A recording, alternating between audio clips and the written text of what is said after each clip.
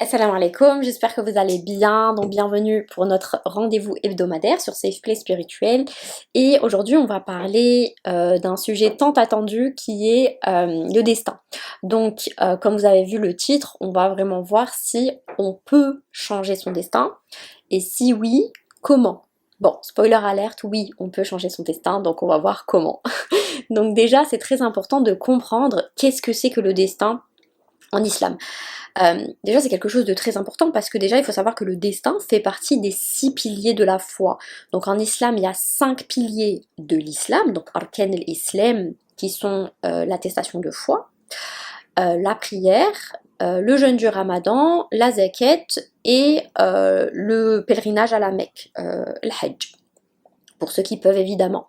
Ensuite, on a les 6 piliers de la foi, donc arkan al-iman, qui sont croire en Allah, en ses anges, ses livres, ses messagers, le jour du jugement et le destin, qu'il soit bon ou mauvais.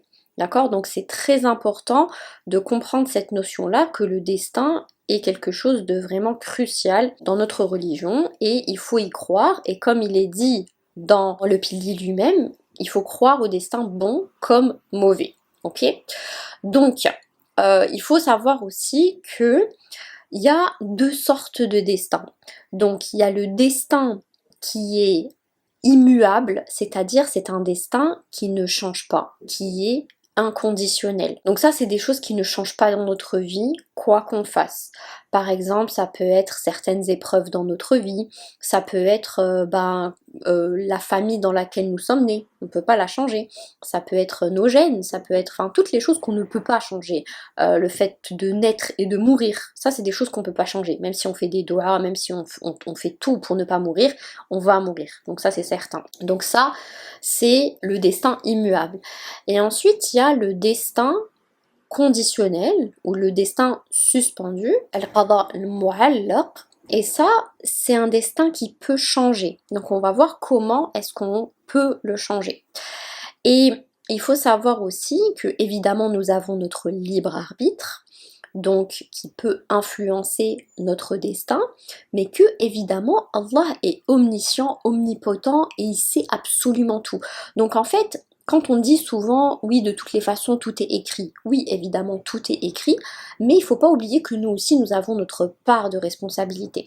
Et en fait le fait d'avoir fait ça aussi, qu'il y ait deux destins, c'est aussi une sagesse d'Allah, dans le sens où vous imaginez si tout était écrit et qu'on pouvait absolument rien changer, du coup on serait aussi dans cette pensée que on peut rien faire pour changer et donc ça nous empêcherait de faire des choses. On se laisserait vivre, on se laisserait pour ainsi dire aller dans la vie sans vraiment prendre nos responsabilités. Et inversement, si on pouvait absolument tout faire, ça non plus ce n'est pas possible parce que faut pas oublier que c'est Allah qui est au contrôle de tout. Donc c'est aussi une sagesse de la part d'Allah d'avoir fait ces deux choses-là pour que d'un côté nous soyons encore dans notre place d'humain avec une connaissance limitée et juste se rendre compte vraiment que c'est Allah qui contrôle tout, mais d'un autre côté qu'on prenne nos propres responsabilités et qu'on fasse en sorte de changer les choses dans notre vie quand les choses ne nous plaisent pas ou quand nous ne sommes plus en adéquation avec certaines choses dans notre vie. Donc déjà c'est très important de comprendre ça. Donc maintenant il faut savoir que tout ce qui se passe, toute la vie, tout le destin de toute chose a été écrite 50 000 ans avant que le ciel et la terre ne soient créés. Donc Allah a écrit ça dans Al-Lawh al-Mahfoud. Al-Lawh al-Mahfoud, c'est, en français on appelle ça la tablette bien gardée ou protégée, c'est-à-dire c'est une tablette dans laquelle Allah a écrit le destin, le décret de absolument toute créature. Même le décret de l'univers, de la terre, tout ce qui se passe dans la terre, que ce soit les épreuves de la terre, entre guillemets, c'est-à-dire tout ce qui est tremblement de terre, les tsunamis, tout ce qui se passe sur terre, mais aussi le destin, le décret de toute créature, que ce soit nous les humains, que ce soit les djinns, que ce soit les animaux, que ce soit les plantes, que ce soit peu importe, tout ça est écrit bien minutieusement et il n'y a que Allah qui a accès au Lawh al-Mahfouz. Et il faut savoir aussi, donc je vous mets tous les hadiths en description, hein. Comme ça vous pouvez lire et même continuer à faire vos propres recherches, parce que je vous donne certaines informations mais je ne pense pas à tout non plus. Et donc je vous invite vraiment, comme toujours, à continuer à faire vos recherches quand un sujet vous plaît. Ensuite, il faut savoir aussi que tous les ans, à Laylat al-Qadr, donc pendant la nuit du destin, pendant Ramadan, qui se trouve dans l'une des nuits impaires du Ramadan, et peut-être probablement la 27e nuit, cette nuit-là, les destins de l'année d'après sont écrits par Allah.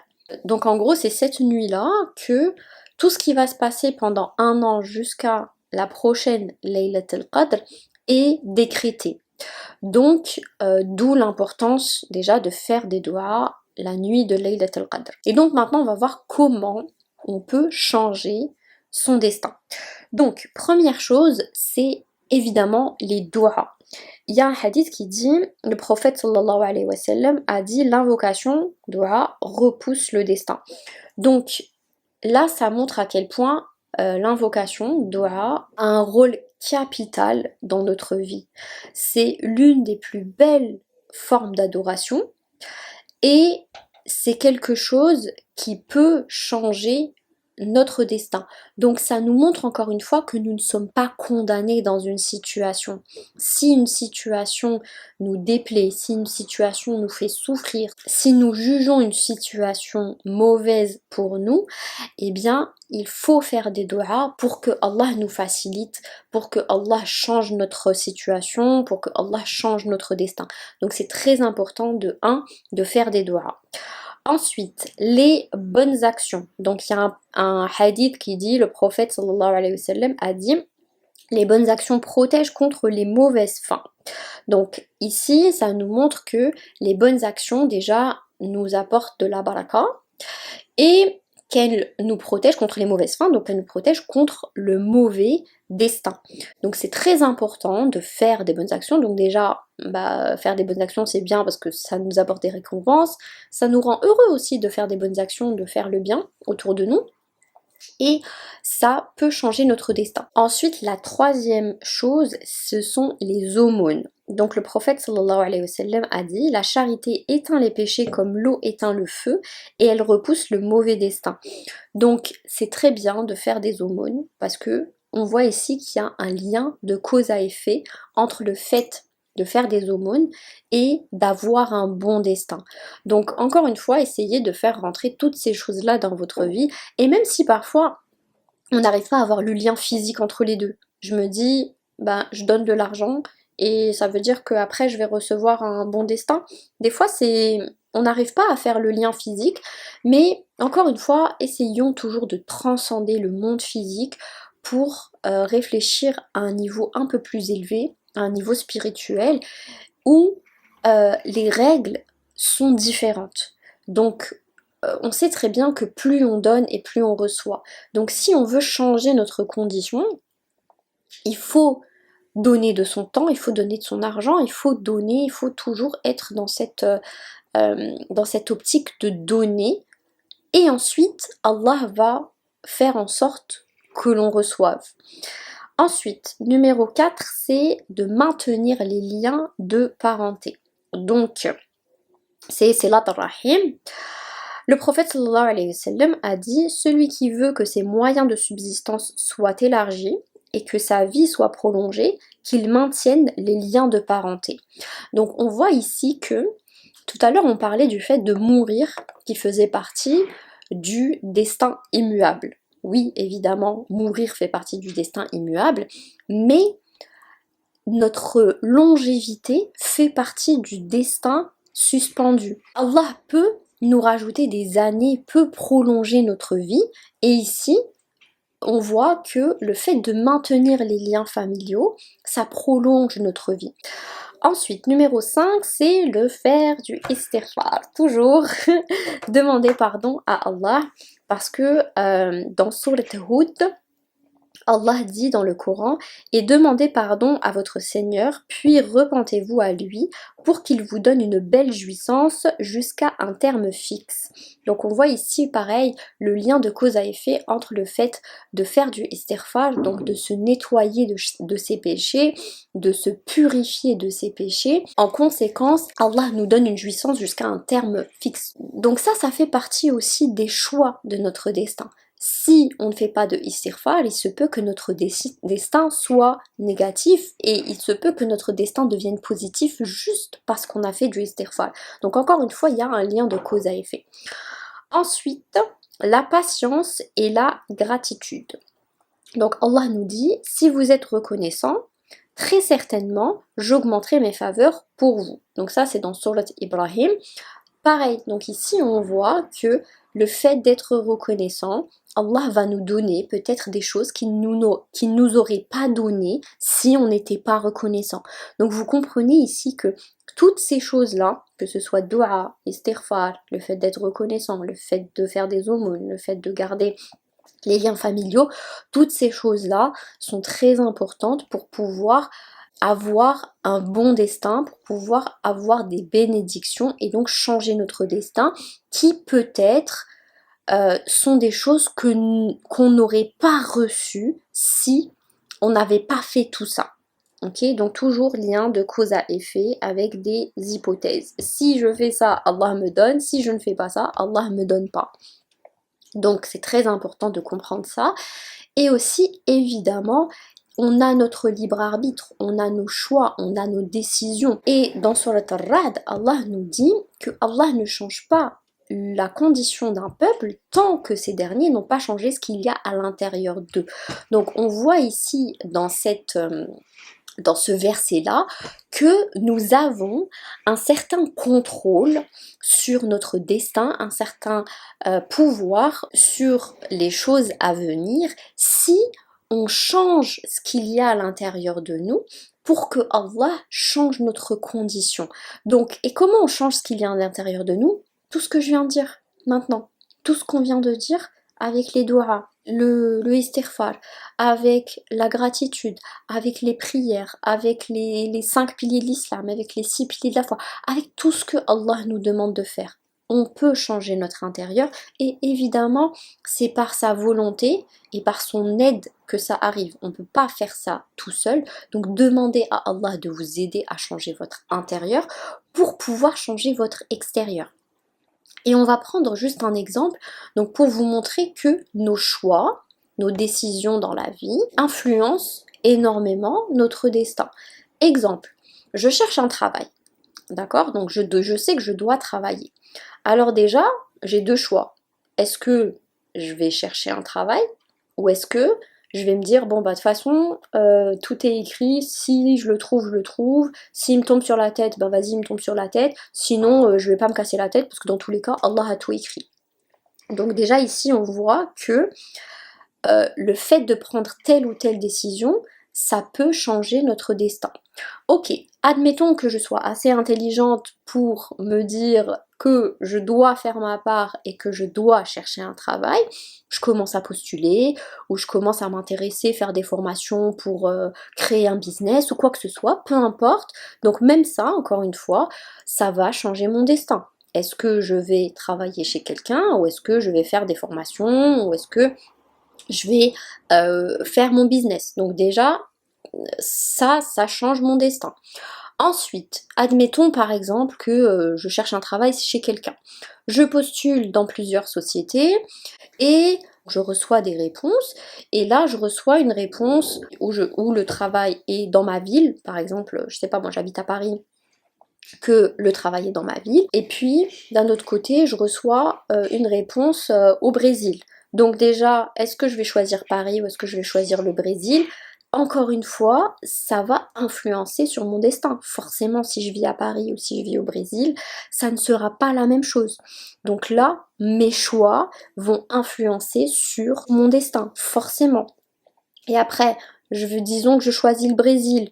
ok, je choisis le Brésil, après je vais aller là-bas, j'aurai encore une fois plein de décisions à prendre, que ce soit des petites décisions ou que ce soit des grandes décisions.